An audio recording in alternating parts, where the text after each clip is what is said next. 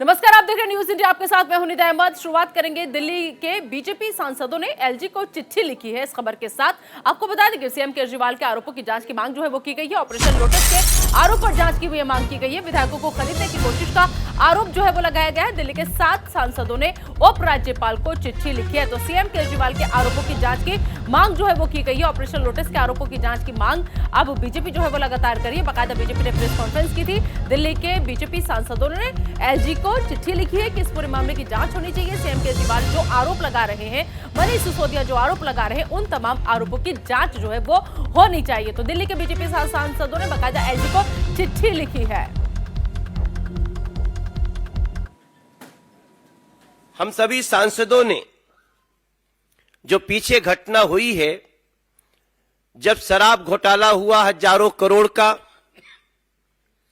हमने बार बार उस पे सवाल किए। सवाल आज सबको याद है, लेकिन उसका जवाब देने की बजाय देखा गया कि दिल्ली के अरविंद केजरीवाल गैंग, उनकी सरकार के कुछ कई चुनिंदा लोग, उन लोगों ने झूठे आरोप लगाए और बात ऐसी करी जो सबके लिए आश्चर्य का विषय बना हुआ है। उनके हालांकि जो स्टेटमेंट से बदलते गए, पहले कहते हैं बहुत अच्छा ये शराब का मॉडल है, रेवेन्यू मॉडल है। जब जांच शुरू होती है वापस ले लेते हैं। जब जांच में आगे बढ़ती है सीबीआई तो बोलते हैं ये एलजी दोषी हैं।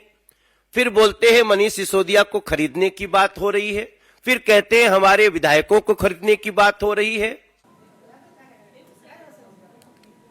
और इसके बाद ज्यादा बातचीत के लिए रुक करेंगे मेरे सहयोगी दीपक चौबे इस वक्त हमारे साथ जुड़ चुके हैं। दीपक, दिल्ली के जो बीजेपी के सांसद हैं वो अब एलजी को चिट्ठी लिख रहे हैं और बाकायदा सीएम केजरीवाल के आरोपों की जांच की मांग अब बीजेपी सांसदों की तरफ से की जा रही है। ऐसे में आम आदमी पार्टी की तरफ से अभी तक कोई प्रतिक्रिया?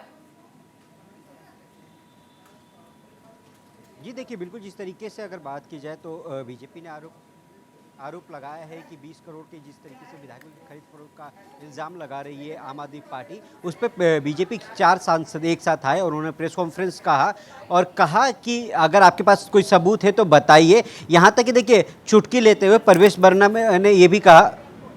निदा, आपकी आवाज़ गूंज रही है। जी बोले दीपक, बोले।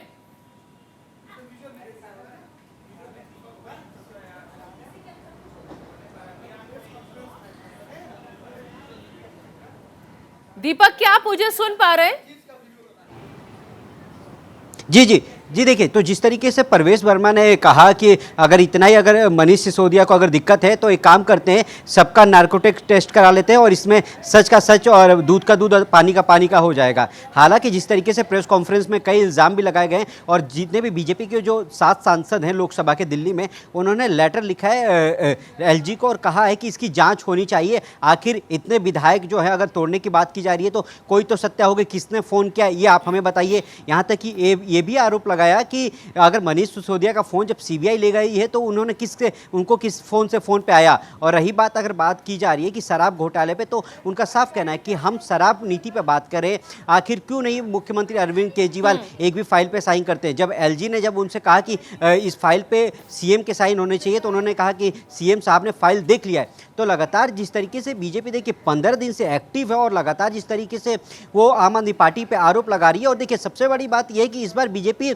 को कोई मतलब ये नहीं कि अलग अलग है। इस बार बीजेपी में मैं पहली बार देख रहा हूँ कि सभी जो सांसद है या विधायक है वो एकजुटता के साथ दिल्ली वालों के साथ खड़े हैं और जिस तरीके से वो लगातार सिर्फ और सिर्फ शराब नीति पे बात कर रहे हैं, ये महत्वपूर्ण है। देखिए, कल भी एक प्रेस कॉन्फ्रेंस हुई थी, उसके बाद फिर आज सुबह 9:30 बजे प्रेस कॉन्फ्रेंस होती है।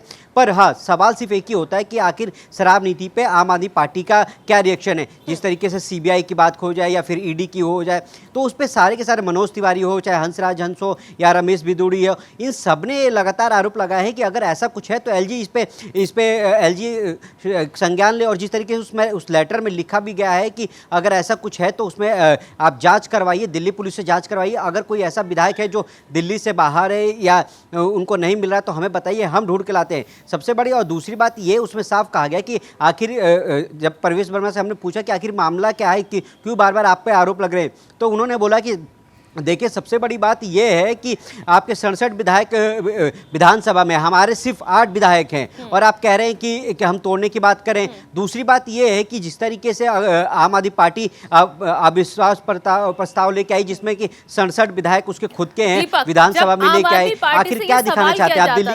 दीपक, जब आम आदमी पार्टी से ये सवाल किया जाता था कि आप प्रूफ देंगे, आप तथ्य देंगे कि आपको कहां से कॉल आई, आपको किसने ऑफर किया, तो लगातार हर आम आदमी पार्टी के नेता का एक ही जवाब होता था कि वक्त आने पर देंगे, जरूरत पड़ने पर देंगे, हमारे पास सारी सबूत है। लेकिन अब नहीं लगता कि जब बीजेपी इस पूरे मसले की, इस पूरे मामले की जांच पर अड़ी हुई है, तो अब आम आदमी पार्टी को आगे आकर के तस्वीर पूरी साफ करनी चाहिए?